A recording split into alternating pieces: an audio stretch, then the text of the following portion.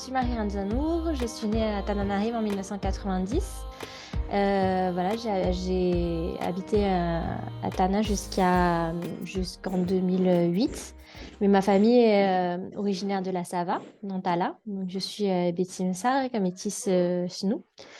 Et donc j'ai fait des études, je suis venue faire mes études en France en 2008. J'ai fait une prépa littéraire et un institut d'études politiques à Aix-en-Provence. Voilà, j'ai travaillé ensuite pendant 5 ans dans la finance solidaire et j'ai écrit un roman qui est paru cette semaine aux éditions Latérite sur l'insurrection des coloniales de 1947, qui s'appelle Feu, fièvre, forêt.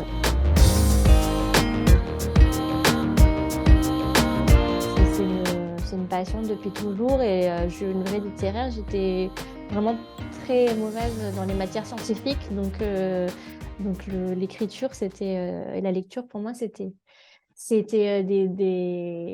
des échappatoires.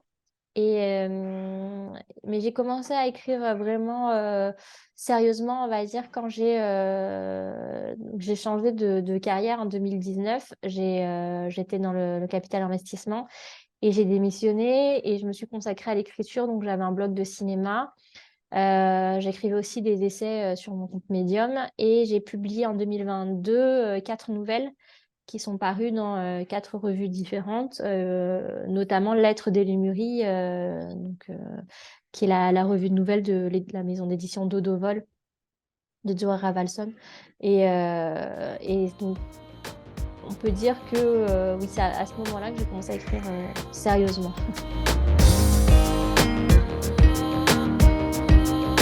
Mis à part donc 47 de Jean-Luc Herman, qui est vraiment pour moi le roman central, il y en a pas mal. Est-ce que c'est White Sargasso Sea de Jean Rhys, qui est sur les Antilles britanniques. Il y a aussi Swing Time de Zadie Smith.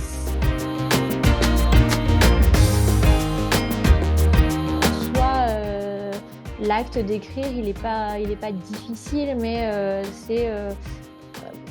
oui, il y a des questions qui se posent sur qu'est-ce qui est ta place aussi en tant qu'écrivaine malgache. Est-ce que je dois constamment incarner ça, le fait d'être une femme, le fait d'être malgache, le fait d'être métisse, etc.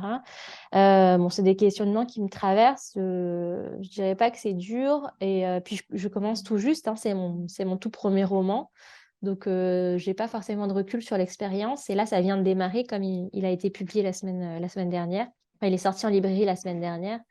Donc, c'est encore tout neuf comme expérience pour moi. Je ne peux pas trop répondre au nom des écrivains plus seniors. Alors, ce titre, je l'emprunte à l'adage que j'ai retrouvé dans le roman Zouf de René Radaoud Ralarousse, Zouf 1947, qui est également un roman sur l'insurrection de 1947. Et donc, il raconte dans ce roman que les généraux Afutazo et Azo, donc le feu, la fièvre et la forêt, étaient les éléments tactiques les plus efficaces contre l'invasion coloniale de Gallieni en 1895, quand les Français ont envahi Madagascar.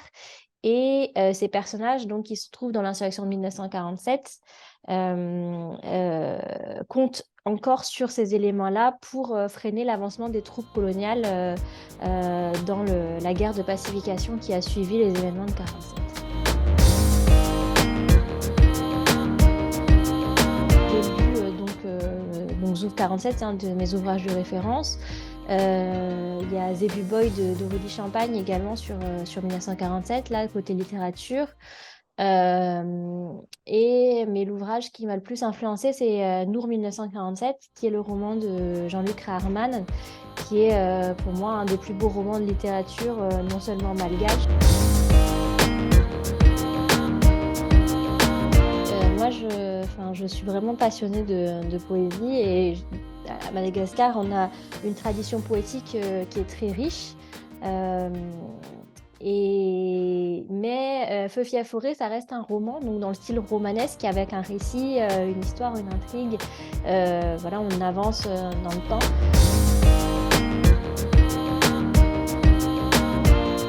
Donc l'histoire, c'est celle d'un officier français du renseignement militaire français qui est envoyé sur les traces de l'insurgé Telnoun. Et ça, c'est une vraie archive on retrouve donc dans les archives militaires françaises, un rapport de renseignement militaire qui recherche une insurgée du nom de Telnoun, donc ça veut dire trois saints.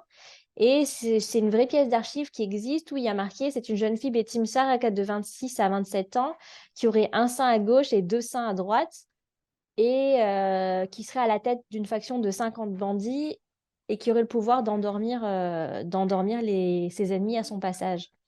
Et donc ça, c'est une vraie archive. Et ça m'a vraiment accrochée et intriguée. Et j'ai voulu voilà, et construire tout le roman tout autour de ce personnage-là. Même si enfin, vous le verrez, je ne veux pas spoiler, mais ce n'est pas exactement un personnage réel à part entière. Enfin, vous verrez quand vous aurez lu le livre. Mais effectivement, le livre emprunte un peu un- au côté magique qu'il peut y avoir, parce que dans l'insurrection de 1947, il y a beaucoup les zombias ont été très présents, les Woodgas, et c'est tout cet univers-là que j'ai voulu recréer et auquel j'ai voulu rendre hommage. Le plus difficile, c'est, je pense que, parce que il y a quelque chose de plaisant aussi de faire des recherches sur 1947, sur les livres, en découvrir toujours plus. Et à un moment donné, il faut s'arrêter et il faut mettre le curseur soi-même. Donc là, je m'arrête de faire des recherches et je commence à écrire.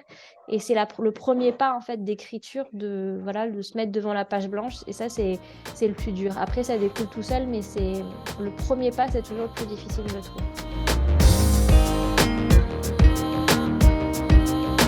Alors, il y a plusieurs visées. Déjà, personnellement, on ne m'a pas beaucoup parlé de 1947, ni dans les études, ni dans ma famille. Et découvrir cette histoire-là, ça a été un choc parce que c'est une histoire qui est très violente et très dure et qui, je pense, appartient à tous. Tous les Malgaches, on devrait se réapproprier cette histoire-là et en parler. Donc, c'était un moyen pour moi de me la réapproprier et de faire aussi une sorte d'exorcisme sur 1947. Deuxièmement, je pense que c'est très important de continuer à en parler. Donc, nous, on est la troisième ou la quatrième génération après les faits. Et je pense que c'est important pour des gens de ma génération de s'agripper à ça, à cet héritage et de continuer à le transmettre pour qu'on continue d'en parler, pour que la mémoire ne s'éteigne pas. Et troisièmement, je pense que aussi, je m'adresse aussi aux Français parce que c'est une partie de leur histoire qui ne leur est pas enseignée non plus. Et je pense qu'il faut explorer les raisons pour lesquelles la guerre et la violence est arrivée pour commencer à faire la paix.